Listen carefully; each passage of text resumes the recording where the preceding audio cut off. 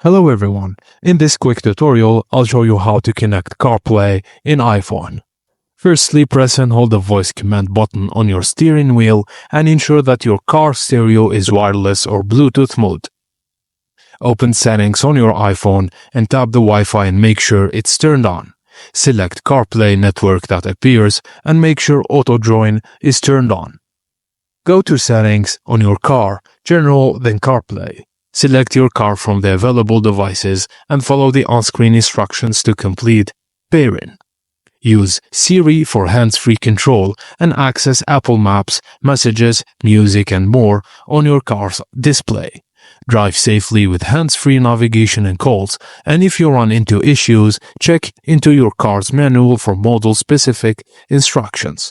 And that's it, guys. Thank you for watching, and please don't forget to like and subscribe for more.